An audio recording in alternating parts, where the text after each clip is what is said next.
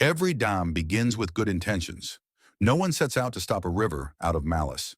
They do it to survive, to protect crops, to prevent floods, to bring order to chaos. Early dams were not tools of domination, they were tools of coordination. At first, the problem is not that humans centralize value. The problem is why they keep doing it, even after it stops serving them. Fear is the first architect. Before there were banks, there was scarcity. Before scarcity, there was memory.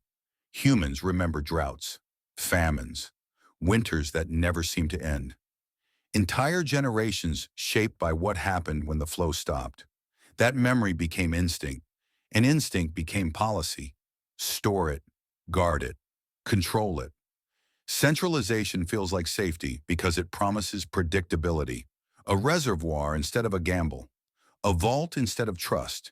A ledger instead of memory. When value is centralized, people believe chaos can be negotiated with rules. But fear does not design resilient systems.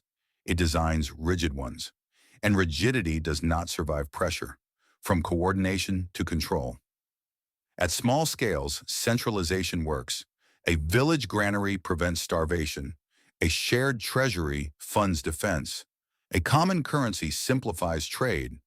These systems succeed because the distance between decision and consequence is short.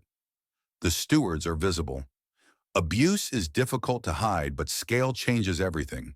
As populations grow, so does abstraction. Authority moves farther from reality. Decisions are made by people who never touch the water, only the dials that claim to control it. What began as coordination quietly becomes control. Rules stop serving flow and start serving hierarchy. Access becomes permission, permission becomes leverage, and leverage becomes power. Why power always centralizes power does not trust movement. Flow threatens predictability. Predictability threatens authority. The more centralized a system becomes, the more it fears anything it cannot fully see or command. This is why institutions crave transparency from individuals, but resist transparency themselves. It is not hypocrisy. It is survival instinct. A dam builder believes that if they release too much water, everything downstream will unravel. They convince themselves that restriction equals responsibility. But water does not disappear when it is blocked. It accumulates. The illusion of stability, centralized systems sell stability by slowing everything down. Processing times, settlement delays, approval layers, compliance checks. Each layer is framed as protection. In reality, it is friction, monetized friction. Friction creates revenue. Revenue funds authority.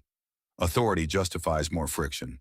This loop becomes self-reinforcing until the system forgets its original purpose entirely. At that point, the dam no longer exists to manage water. It exists to justify itself. Still, water looks calm on the surface. Underneath, pressure builds. Why people accept the dams? Most people do not support centralized systems because they love control. They support them because they fear uncertainty more than dependence. Predictable loss feels safer than unpredictable freedom. A guaranteed paycheck, even if shrinking, feels safer than variable opportunity. A controlled system, even if unfair, feels safer than navigating flow alone. Dams exploit this psychology. They promise protection from floods while quietly charging rent for access to water. And as long as the water trickles, most people never question the structure upstream. When dams do not fail gradually. They fail catastrophically. Cracks are ignored because the surface looks calm. Warnings are dismissed because the system has worked before. Those in control delay action because releasing pressure threatens their authority. Then one day the flow decides for them.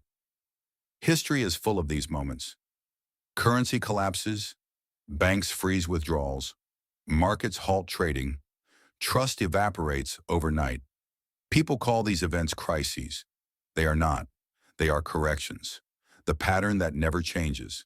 Centralize, stabilize, extract, stagnate, collapse, reset. Every civilization repeats this cycle because the impulse to control flow is older than reason. Humans fear water when they forget how to move with it. This book is not about blaming the dam builders. They are not villains. They are responding to the same fear every generation inherits.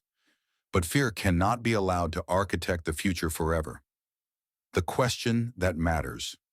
The question is not whether dams will exist. They always will. The question is whether you understand when you are living upstream, downstream, or trapped behind one. Because once you recognize the structure, you can decide how much dependence you are willing to accept and how much flow you want back in your life. The water's already moving. The only question is whether you are watching it or standing in its way.